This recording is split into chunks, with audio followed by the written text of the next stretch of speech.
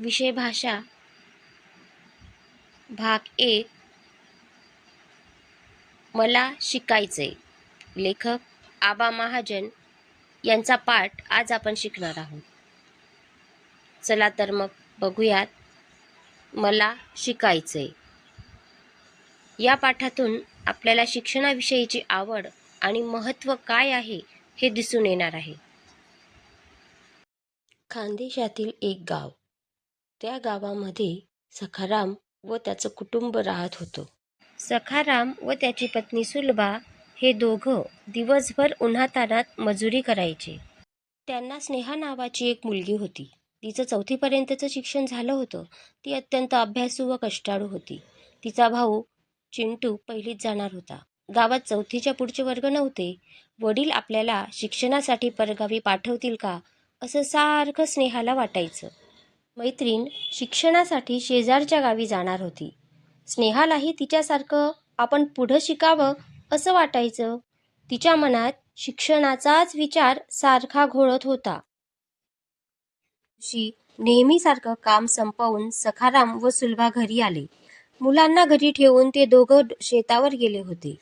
पिंटू ओट्यावर खेळत असलेला सुलभाला दिसला, पण स्नेहा कुठे दिसत नव्हती. लगेचच स्नेहा स्नेहा म्हणून हाका मारल्या. आईची हाक ऐकताच स्नेहाच्या रडण्याचा आवाज वाढला. एका कोपऱ्यात बसून स्नेहा रडत असलेली सुलभाला दिसली. सुलभा तिच्या जवळ गेली. रडून रडून स्नेहाचे डोळे सुजले होते. सुलभा चिंतेत पडली. काय झालं म्हणून तिला विचारू लागली. तेव्हा रडवलेल्या आवाजात स्नेहा बोलू लागली. वर्गामधल्या बबलीनं 5वीमा नाव टाकाई गय. मन बी नाव टाका 5वीमा. ओ माय, माले पुढे शिकानं शे. माले शिकू द्या न. तेवढ्यात सखाराम हातपाय धुवून तिथे आला. स्नेहा, तुले 4थी लोंग शिकाड. आता आणखीन पुढे शिकीसन काय करशील तू? आपली परिस्थिती अशी गरिबीनी परगावले कशी धाडू तुले? एसटीमा ये जा करणं पडी. तनपेक्षा आते शाय बंद. घर बशीसन धाकला भाऊले संभाय. समजणं का तुले? सखाराम थोड्या रागातच म्हणाला.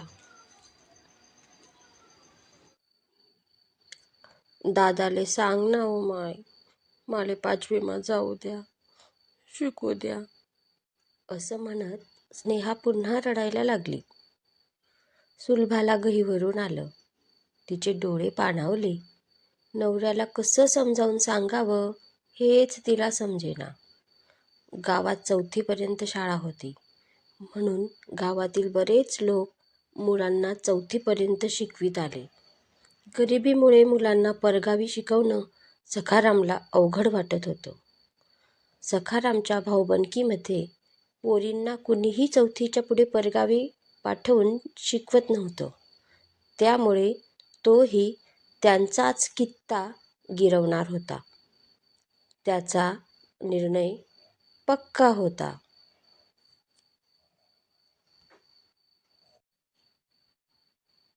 मुलांनो, तुम्हाला शिकवलेला पाठ इथपर्यंत समजला का?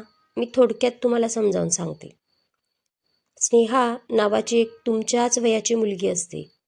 ती खानदेशातील एका गावामध्ये राहत असते. तिचे आई वडील आणि तिचा भाऊ असं त्यांचं छोटंसं कुटुंब असतं. पण तिच्या गावामध्ये फक्त 4थी पर्यंतची शाळा असते आणि 5वीला शिक्षणासाठी बाहेरच्या गावात जावे लागते. तिच्या मैत्रिणीला बाहेरच्या गावात जाण्यासाठी तिचे आई वडील परवानगी देतात, पण स्नेहाला मात्र तिचे वडील परवानगी देत नाहीत, कारण त्यांची परिस्थिती साधारण असते. बाहेरच्या गावी शिक्षणासाठी पाठवण्यासाठी लागणारा खर्च तिच्या वडिलांजवळ नसतो.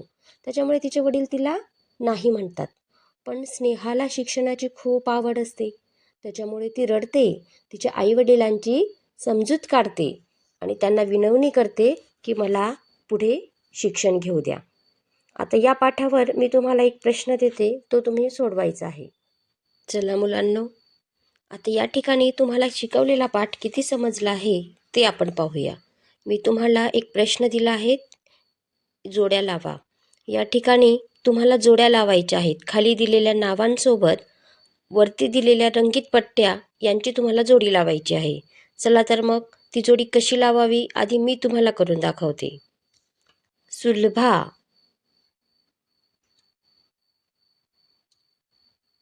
बबली, स्नेहाची मैत्रीण, मुलगी स्नेहा, चिंटू स्नेहाचा भाऊ आणि सखाराम स्नेहाचे वडील. आता मी लावलेल्या जोड्या बरोबर आहे की नाही ते आपण बघूया. यासाठी या सबमिट बटनवर, खाली दिलेल्या सबमिट बटनवर क्लिक करायचे. अरे वा, हे बघा सर्व जोड्या बरोबर आल्या. चला तर मग अशा पद्धतीने आपला हा गेमही कंप्लीट झाला आणि तुम्ही प्रश्न उत्तरही सोडवले. बघा 5 पैकी 5 माझे बरोबर आलेले आहेत. आवडला का? मग मी तुम्हाला अशीच एक लिंक आपल्या ग्रुपवर पाठवित आहे, ती तुम्ही सर्वांनी सोडवायची आहे.